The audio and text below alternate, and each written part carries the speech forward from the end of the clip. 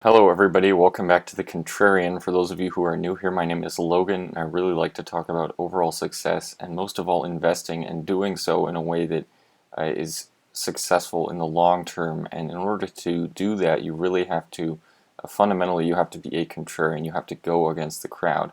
And occasionally, in the last year since I've started this channel, there are times when I can look back and see when past things that I have talked about have really come to reality when I was first talking about them, they weren't as relevant. And one of these areas has to do with the golden age of fraud. Essentially, this was a article written almost a year ago featuring Jim Chanos, who is a legendary short seller. Jim Chanos has essentially been one of the most successful, if not the most successful, short seller over the long term.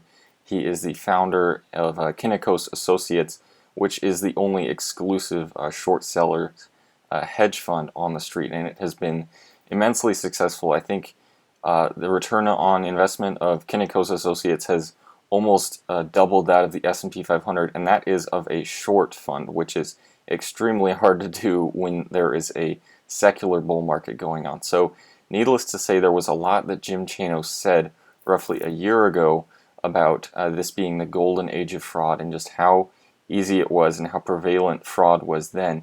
And if that was true back then, what is currently going on has, if anything, it's probably at least doubled since then. Back then we had, Elon Musk in terms of Tesla. He was mainly just focusing on Tesla and arguably boosting Tesla's share price through, many different means, but all of which violated SEC regulations. And so far, the SEC hasn't really come down hard on Musk, but we'll have to see how that plays out because supposedly they are beginning to investigate some of his tweets regarding Dogecoin and others. But, around a year ago, we didn't have a whole lot of evidence of this. So, some of the naysayers out there were kind of saying that Chanos and others were not, in fact, talking truth back then. But if anything, they have been proven wrong. Chanos has definitely been proven right in the last year. So, just to go through some past examples in the last year, and then a very recent example of Mark Cuban essentially falling into this same trap. So we've had Elon Musk affecting and boosting the share price of Tesla massively. We've had Michael Saylor doing that with Bitcoin, and now we've had Kim Kardashian doing that with some Ethereum Max, I think, essentially being paid to boost the price of some crypto out there, which is disgusting. It's a complete pump and dump. At least that's what it used to be called until now. In the last year, somehow a pump and dump isn't bad anymore. But I'll just read a tweet, or I think it's an Instagram post that Kim Kardashian put out. Are you guys into crypto? This is not financial advice, but sharing what my friends just told me about the Ethereum Max token. A few minutes ago, Ethereum Max burned 400 trillion tokens, literally 50% of their admin wallet, giving back to the entire Emacs community. Hashtag Emacs, hashtag disrupt history. So this is obviously a complete pump and dump. It's disgusting to see this going on at such a massive degree. I have never seen this in my lifetime, this degree of fraud out there and outright manipulation of different tokens by celebrities, by CEOs, by pretty much anybody with enough followers on social media to do so. And it's disgusting also to see that the SEC isn't doing anything about this, that they're essentially allowing it to go under the rug. And what's especially disturbing about this sign of immense fraud going on is that this is typical of bubbles in their late stages.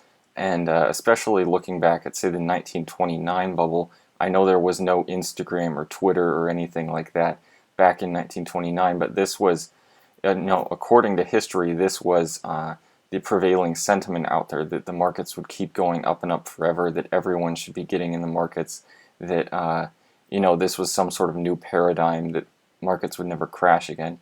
And that's not entirely where the markets are yet, but we can see that in these sorts of token pump and dumps that are going on out there. So now to get on to the main topic of today's video is that Mark Cuban, and yes, that's the same Mark Cuban who is the famous shark on Shark Tank, he has recently been part of this, and I must say that I'm a bit disappointed that I thought Mark Cuban might have had more substance than that, but he's essentially, proven that he has also fallen into this trap. So I'll just read a tweet that Mark sent out, and then an article written about the pump and dump essentially that happened.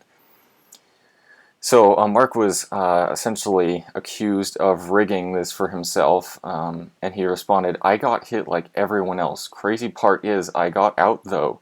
Thought they were increasing their TVL enough. Then bam." So I don't think this is really ironic. I don't think this is really an irony that he happened to get out at the top. I think that's just a complete pump and dump, but he's trying to make it sound like he is innocent somehow. But then this article goes on, it's even more funny. Billionaire investor Mark Cuban has said it was my mistake for not doing his homework on the Titan cryptocurrency, which dropped from $60 to zero in a day. The owner of the Dallas Mavericks baseball team and Shark Tank's host said on Twitter that he took a hit on Titan and says he took full responsibility for the loss. The cryptocurrency token lost nearly all of its value last Wednesday. He has called for more regulation to define what a stablecoin is. Cuban says he wasn't sure if the crash was due to a rug pull, which is basically a cryptocurrency exit scam. Iron Finance, the team behind Titan, has denied this, saying there is no hacks, no exploits, or rug pullings. In a statement, Iron Finance said that the Titan crash was due to the world's first large-scale crypto bank run, in which large investors in Titan began to sell, prompting a further sell-off. So, just a side note, in my mind, Titan's statement here essentially said, or Iron Finance's statement about Titan, to me it sounds like that the world's first large-scale bank run in which a large investor in Titan begins selling, that sounds entirely like what Cuban could have been doing. Not saying it was him, it may have been some other a large person in there selling an immense amount of this token, but it very well could have been Mark Cuban doing that. When people panic and run over to the bank to withdraw their money in a short period, the bank may and will collapse, it said. We have learned a great deal from this incident, and while nothing could be fixed in the current system, we will continue our journey with more products in the future. Experts have warned of the dangers of investing in cryptocurrencies like Titan and Bitcoin. Overnight, Bitcoin dropped under $30,000 for the first time in 5 months. China's central bank said it had summoned officials from the biggest lenders to reiterate a ban on cryptocurrency services. But investors should remember that Bitcoin is a kind of asset which has fought many similar pessimistic views many times. The current sell-off could be the opportunity for many investors to load their portfolio with Bitcoin, which is selling at a huge discount. Cuban told Newsweek that he hadn't dug in enough to know if there was something nefarious going on, but I do take responsibility for not doing the math before I invested. It was all in black and white how the math of the stablecoin and Titan worked. If I looked, it was there. How much needed to be added in order to support Titan, and what would happen if sales overtook ads? I chose not to do the work. For me, I decided it was simply worth my time to dig in far enough. I took a flyer, my mistake, he said. So maybe this is just a simple mistake that Mark Cuban made. I really don't know, but what I do know is that this is a immensely euphoric time in the markets, especially with all of these cryptocurrencies or tokens or whatever you want to call them, and as well as meme stocks, don't forget those, but just all over the place you can see euphoria growing and growing, and I think at some point it's going to get to the point where there's very few people, very few articles out there saying that this is a extremely over leveraged and an overvalued market, and at that point I would become very concerned myself as a contrarian. I don't want to be with the crowd holding the bag. So at that point, I would become very nervous on what is going on. But until then, I actually do think that the broader markets could continue in some degree of a melt-up ahead. So as strange as that might sound, I'm not turning bearish just quite yet. I would turn bearish, however, if all of these articles and all of these pundits and people on YouTube and whatever stop saying that this is a bubble and they all go to being bullish. That would, in my mind, indicate that we are at or near the top. So if you guys really liked this video, consider subscribing to this channel if you want to hear more.